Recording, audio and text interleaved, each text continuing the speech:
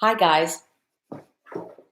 Hi, I messed up again. Oh boy, my bad. I cut this too short. Hmm. I'm hoping that you can hear me. Can you hear me? Hello. Can you hear me? Hi, Trisha. I messed up again, didn't I? Anyone hear me? Okay, good. Good. And I hope the sound's okay. The video might not be great because I cut this too close coming from somewhere else. So I forgot to attach the webcam. Let's see what happens if I do this. Anyway, hi, my name is Casey Durango of Go Keto with Casey, where I like to talk about how I've lost 97.4 pounds and started the ketogenic diet and how you might be able to improve your health, regain control of your life, and lose weight. No, that's probably not going to work. Okay, never mind. I'm in a different setting here today. I hope that's okay with everyone.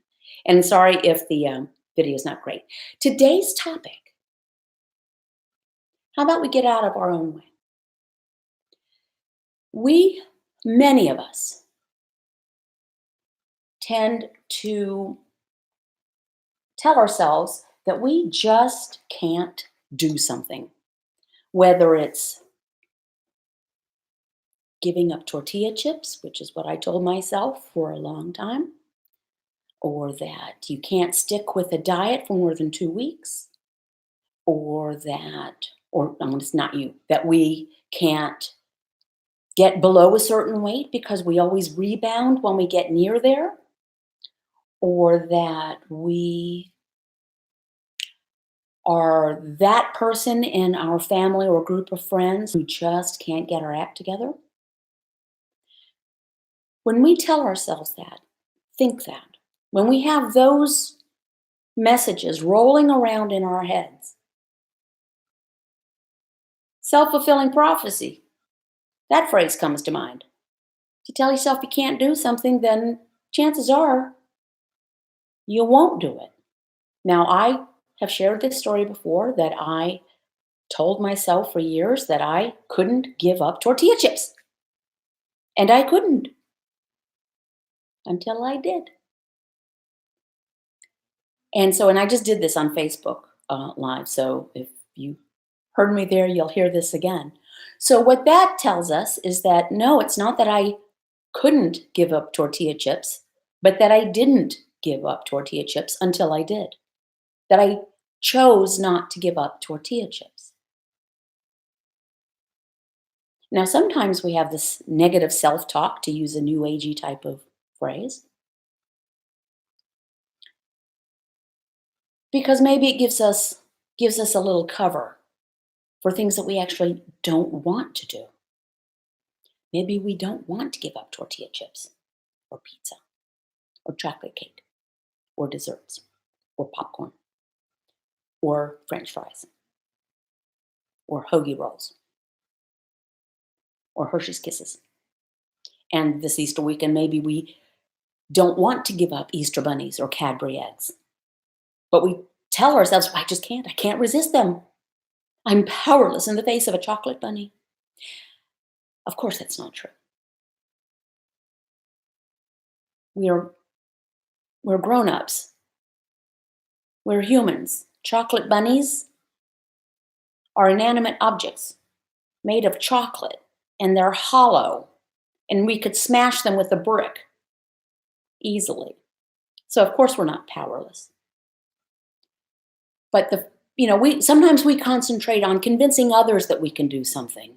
No, we have to convince ourselves first. And the first step in convincing ourselves that we can do something is to stop telling ourselves that we can't do that thing. Right? Let's not worry so much about what other people are thinking or doing or judging us or whatever. Let's think about ourselves, what we're saying to ourselves about ourselves, because that all comes out. And to say, I can't give up sugar is simply incorrect. Would you tell an alcoholic who says, I can't give up vodka? So, oh, well then, okay, if you can't. If you put it that way. No, you'd say, yes, you can, but it's going to take work. Let's do the work. Let's get out of our own way. This protocol, the ketogenic protocol, is deceivingly simple. Keep your carbohydrate intake to 20 grams or fewer a day. Eat fatty sources of protein. Don't eat if you're not hungry. Stop when you're satiated. No magic involved. No special products involved. The opposite of special products. You don't need to purchase one thing, not one thing. You don't even need to purchase a measuring cup to be 100% successful at this protocol. You don't need a meal plan. Just eat fatty sources of protein, a bit of dairy if you can tolerate it. If you're going to eat vegetables, eat about a cup of non-starchy vegetables a day, maximum, not minimum, and about 2 cups a day of leafy greens a day, maximum, not minimum. Don't eat if you're not hungry. And if that means that you're eating a little saucer full of food where you used to eat a bandeja paisa, you used to eat a platter this big, so be it. You know, we didn't used to eat platters of food at a meal. When you went to restaurants, they were actually served on normal sized plates. You know, when McDonald's got started, they had a cheeseburger, hamburger, a little envelope of fries, and sodas. That was it. Hamburger, cheeseburger, little envelope of fries, a little pouch. And now there are double cheeseburgers. That was the first innovation. And Whoppers, and 3/4 pounders, and double 3/4 pounders, and giant things of fries. And it was not that when McDonald's got started, people were, wasting away. I remember, I am the sixth of 7 children in my youth. Sadly, many of my siblings have preceded me in death. And there were 5 boys before me. I was the first girl. And I can remember, this would have been in the early 60s. I was probably 5 or 6, something like that. Coming back from McDonald's, there was like a McDonald's in Greensboro with the white paper bags, 3 of them, jam-packed with hamburgers and cheeseburgers and French fries. And that was it. And my brothers, they were all teenagers or early 20s. But nobody was scarfing down supersized anythings. So anyway, I got off track. I do that. So don't eat if you're not hungry. And don't be afraid if that means you're eating a lot less food than you used to eat, because guess what? Bingo! That's how this works. Ultimately, our fuel intake matters against our energy expenditures. That's how it works. The beauty of this is your appetite is actually suppressed. So you consume less fuel if you're listening to the protocol. You don't have to get in calories, and you certainly don't have to get in grams of fat. Boy, howdy. Protocol says nothing about grams or percentages of fat or protein, nor does it talk about calories. Just listen to your body. Your body knows. Your body's much smarter than any app. Listen to your body. So, stop with the self-negative talk. Stop saying what we can't do. Certainly don't let anybody else tell us what we can't do. Like, don't let a doctor say, well, that's great, but you'll never be able to stick with this. Would a doctor tell you, if you came in and said, I quit smoking 6 months ago and I feel so much better, would that doctor say, oh, that's great, but you'll never be able to stick with that? Really, doc? Would you do that? And we can't bother by what other people say. Even people who are supposedly pro-ketogenic diet, because sometimes they just want to sell you crap. So be careful. Do what works for you. But don't handicap yourself before you get started by telling yourself what you can't do.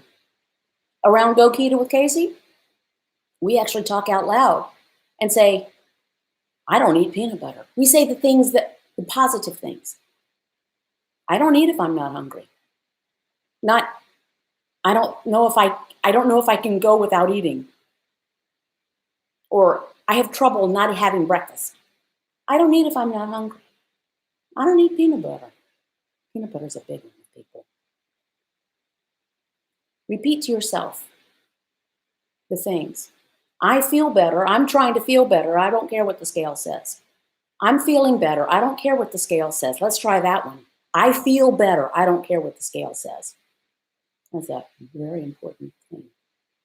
Okay, a couple of housekeeping things here. Real quickly, I'm going to spend 30 seconds. We had a great experience on the Go Keto with Casey ... the cruise exclamation point about 3 weeks ago or 2 weeks ago, whenever it was. And in consultation with my husband while we were on the cruise, because we weren't sure whether we were going to do anything again, any more events, he decided, he said, yeah, let's do one more. So we're going to have an Alaska cruise sailing out of and back to Seattle, Washington, July 10th, 2020. It's going to be great. And I'm going to share with you the link to go there. It's at my blog, and you can just get all the contact information for Lisa Pennard, our travel consultant, and our liaison with Celebrity. We're sailing on the Celebrity Solstice.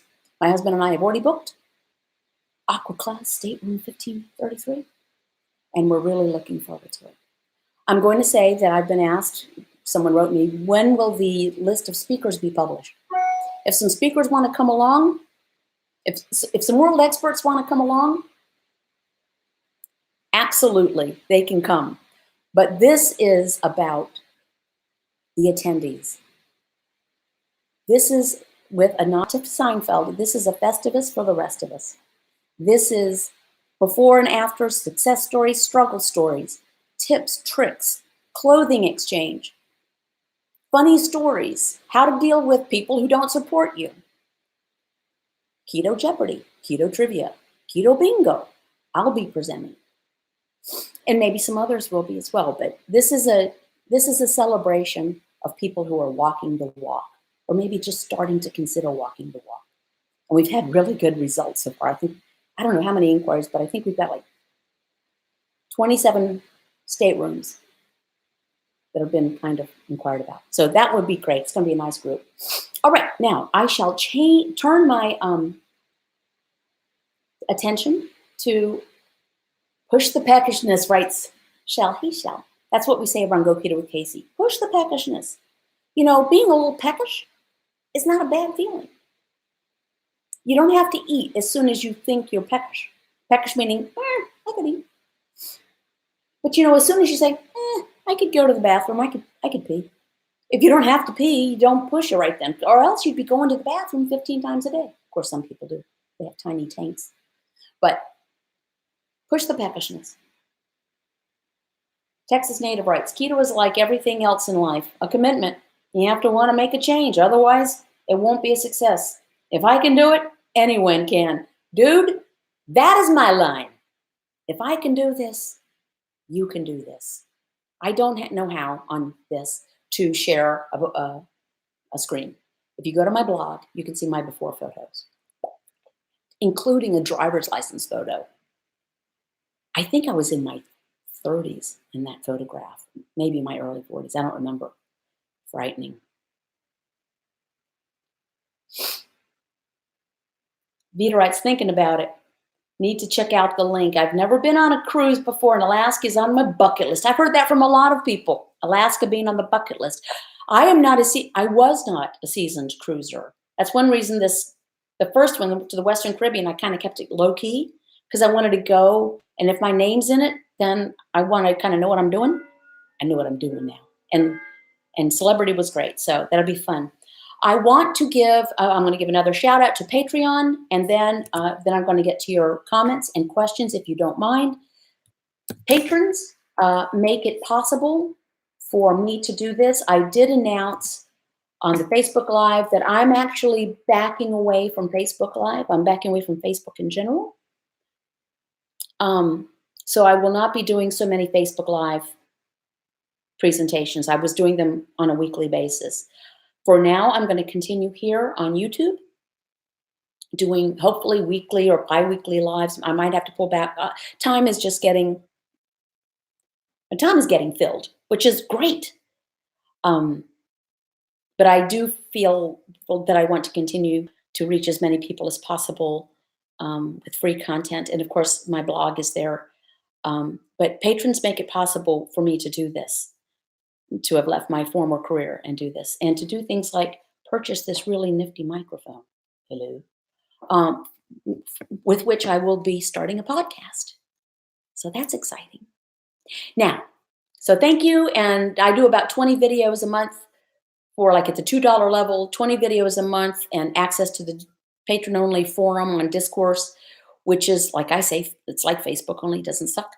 And up from there, it goes to some food photographs up to, and a discount on Go Keto with Casey swag, to about 7 live streams like this a month, except it's more attendee driven. So instead of me talking like this, I'm like this, reading the comments, or people are asking questions, or they're answering each other's questions. I mean, I'm just come along for the ride. Do 6 or 7 video group sessions a month, and then one-on-ones with me, depending on the level of pledge. Okay, so now to you guys. I love seeing my wrist bone and ankle bone. You know, there are things that we forget. I was so excited when I saw my clavicles. Like I told my husband, oh my God, I've got clavicles again. And of course, I always had clavicles. They were just hidden by a whole lot of fat. One of my favorite things is to do this, to reach I do this compulsively throughout the day. I probably do this 150 times a day, seriously.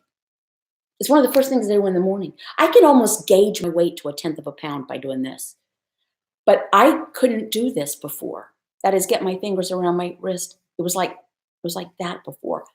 I love the fact that I now have knuckles instead of dimples. You know what I mean? I had dimples where knuckles should be.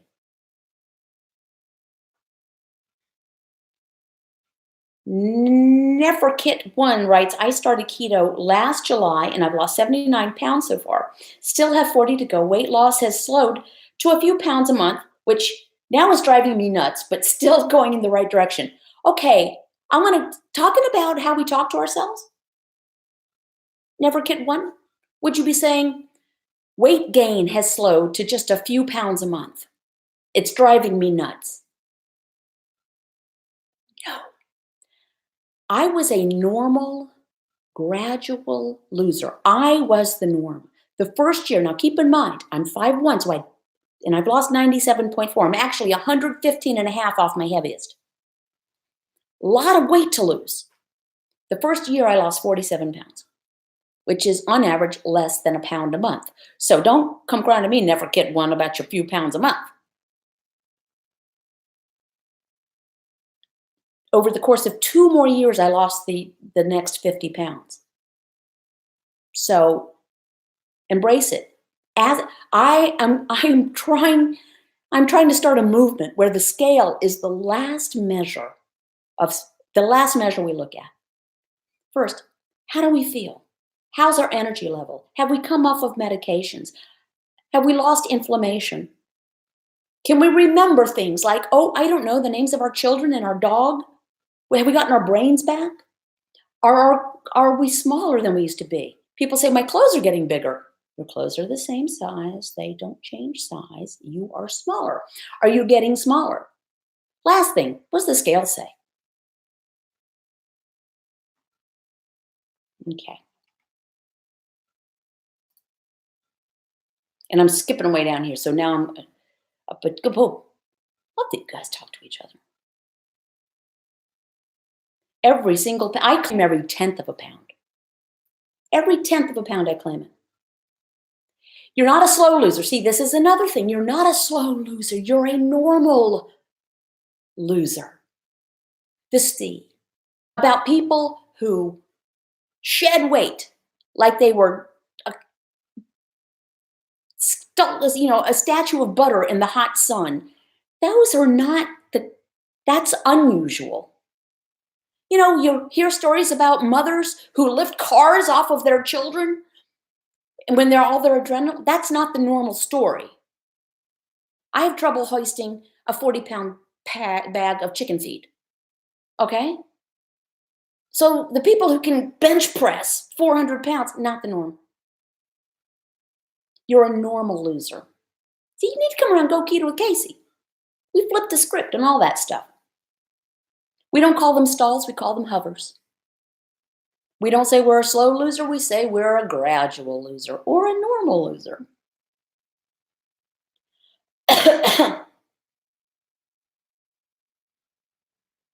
Okay? Terry's obviously I think keeping a few items of old clothes is a good idea so that you can remind yourself of how far you've come. You know, is it Jillian? I don't have my glasses on. Two schools of thought on that. I got rid of mine. It was the first time I did that. Over the 30 years I was perfectly round, I would hang on to my clothes because I would lose weight and put on weight, lose weight and put on. Because I was essentially knew that I was going to go back up. And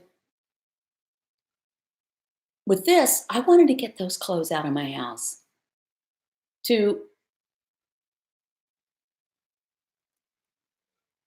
quote Marie Kahn, if you touch something, it doesn't bring you joy, get rid of it. Well, those size 24W jeans did not bring me joy. They were toxic to me. They spoke to me about a woman with whom I could no longer relate, to whom I could no longer relate. I got rid of them. Plus, if you keep them, you're kind of giving yourself a little insurance policy in case you put the weight back on. But everyone does their different thing.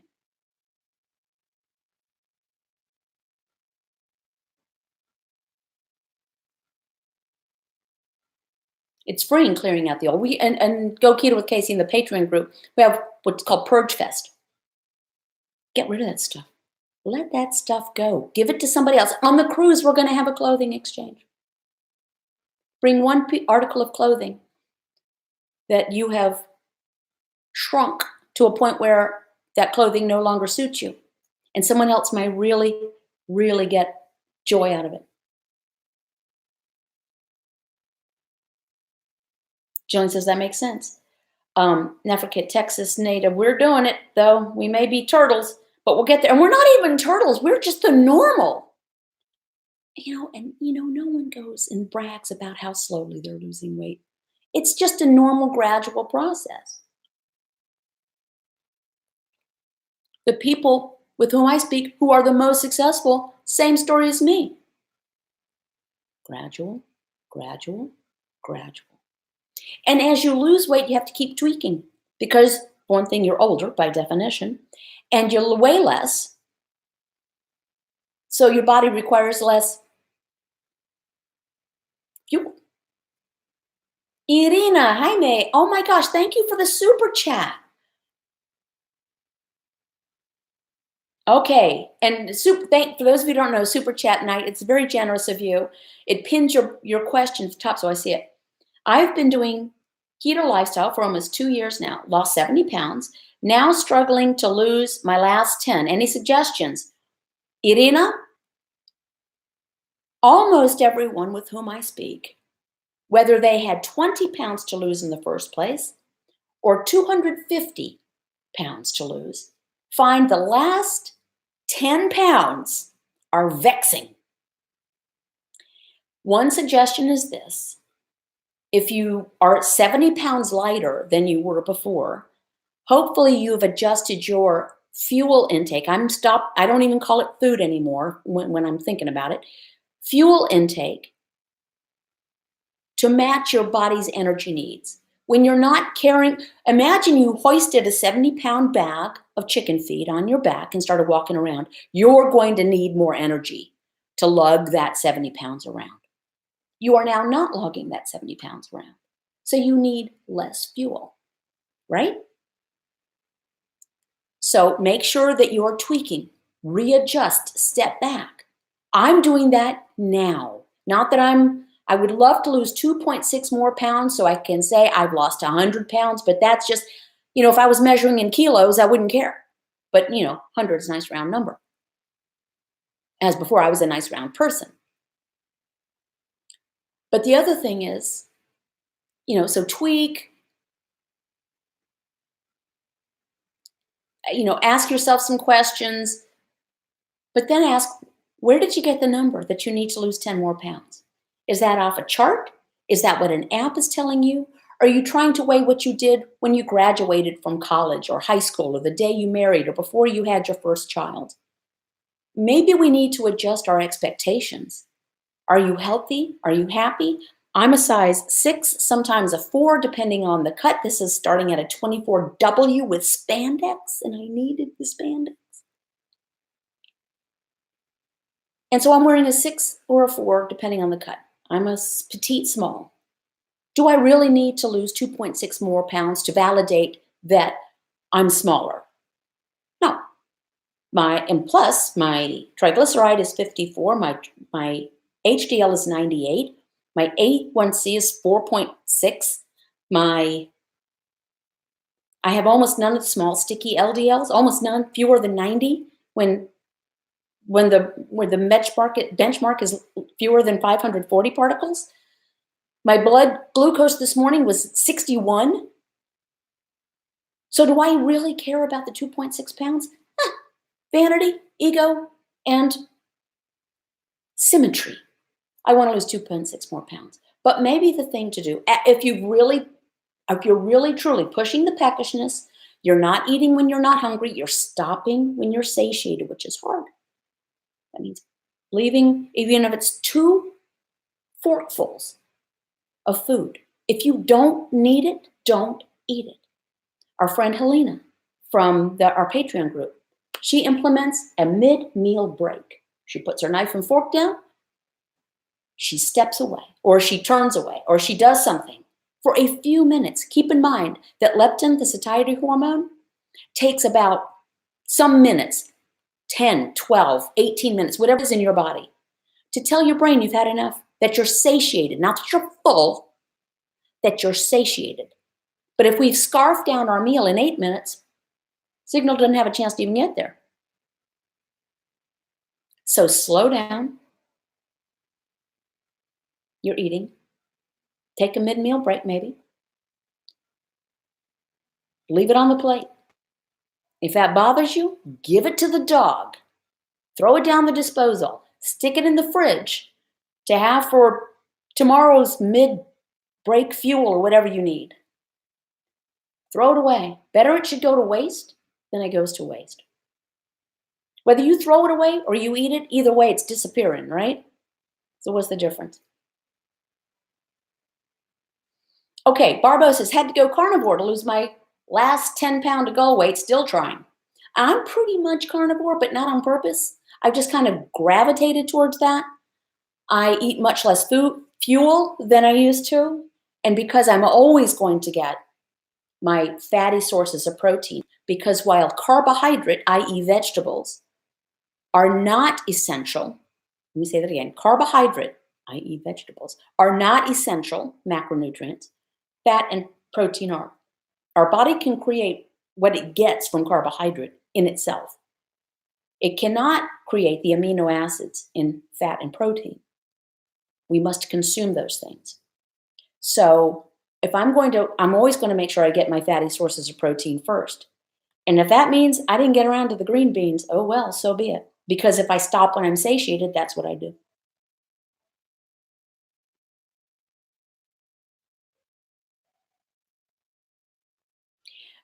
Terry, this is so interesting about the thyroid. People say, well, I can't do it. My doctor told me that I'm going to have a real problem because of thyroid. Hypothyroid, hyperthyroid, no thyroid, on synthroid.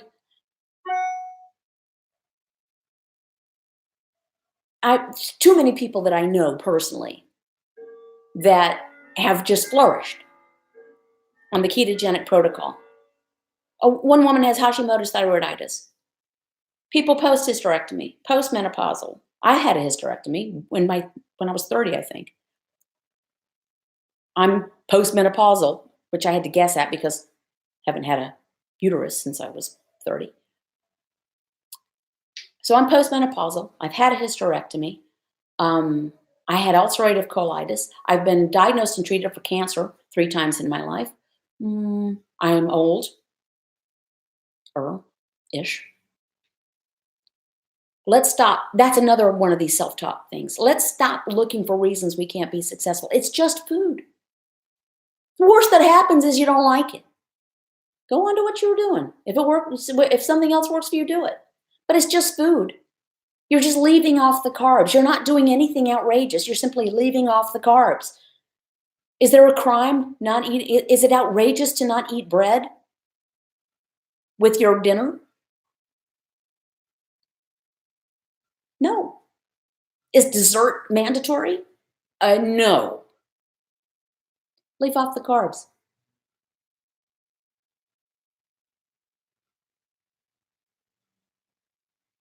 Okay, Lee Jeffries writes, my doc took me off the Levoxathor, whatever, said weight loss corrected the thyroid issue. Thank you. And also maybe burning fat for fuel rather than sugar for fuel corrected the issue. You know, it may not have been the weight, because you can be overweight and perfectly healthy, 100% healthy, not risk for cardiovascular disease. You can be very thin and keel over.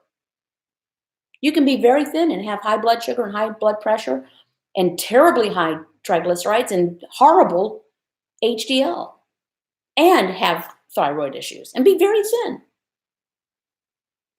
So maybe it's the fuel, maybe it's burning fat for fuel and not the actual weight on your body.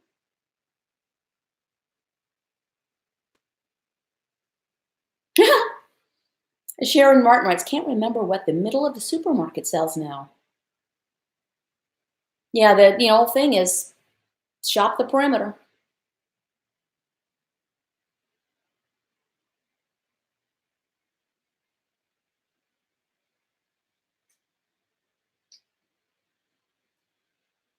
Well, thank you, Lee. You're most kind. Lighting and camera angle. And makeup. Thank you. Blue is my favorite color. I love blue. It just makes me feel good.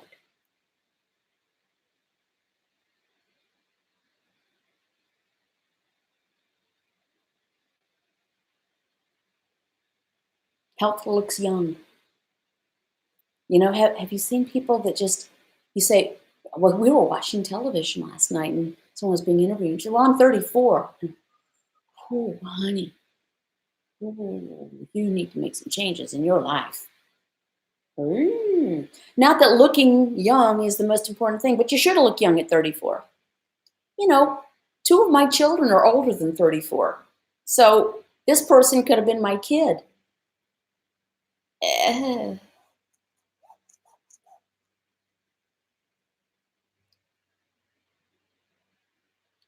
Olivia Mena writes, I battled stage 4B colon cancer and now suffer with fibromyalgia. The 2 different meds I have been on have caused so many problems, including weight gain. I'm so sorry for that. So sorry. I don't know about colon cancer, Olivia, but there is very good evidence that some cancers, and this is not a new idea. Otto Warburg won the Nobel Peace Prize in 1931 for proffering this idea that some cancer cells require glucose to thrive. Let me tell you what, I wish I knew then what I know now. So good luck with that. Listen to, if you get a chance, listen to today's broadcast of the People's Pharmacy out of WUNC, out of University of North Carolina Radio. And it's been around for years. And Dr. William Lee was being interviewed. He spoke specifically about food and cancer. Skinny fat, you mean? Yeah, tofu. Thin on the outside, fat on the inside.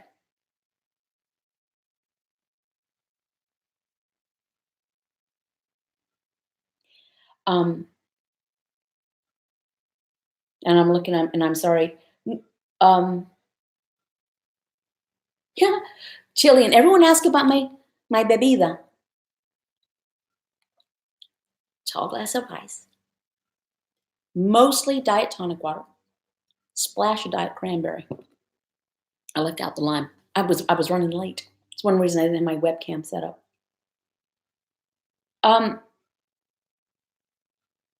Okay, I'm going to wrap up. I've gone on longer than I intended. I want to remind you all, don't tell yourself what you can't do. Don't let anyone else tell you what you can't do. Would you tell another person what they can't do?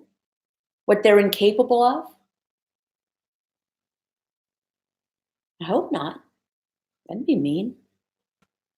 Don't tell somebody they can't do something while they're actually doing it. Danielle Spooner writes, cancer cells require sugar to thrive, so we are starving them. And the research is still out on whether all cancer cells require them. And they will get sugar because our bodies produce glucose through gluconeogenesis. But we don't have to help with that. Okay, thank you very much. Another plug for patreon.com. That's where the thrust of my content goes. But as I've said, people I think don't even join it to get access to me, but to get access to each other. So a lot of wonderful people and collective knowledge there. And for the Go Keto with Casey cruise, this is not a profit center for me. You're not paying anything to me. The deposits go to Celebrity and all that stuff. So Celebrity does well, but this is not a profit center for me. I just think it was a lot of fun, and I think it's very valuable. I've suggested to other conference organizers that they need to have more real life people speaking. It's great to hear the researchers and the doctors and the clinicians.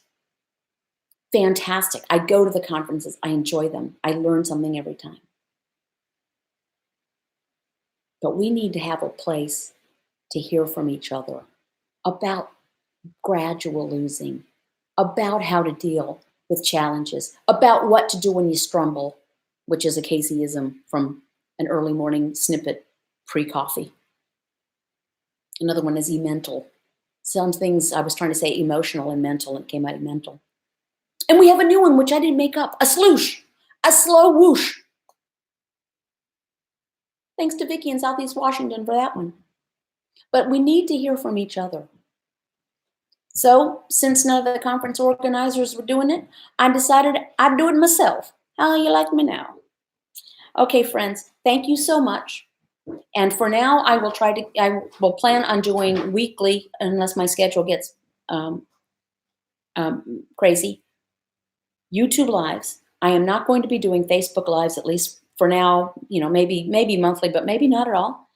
And my blog, and remember, keep your carbs 20 grams or fewer a day. Eat fatty sources of protein. Don't eat if you're not hungry.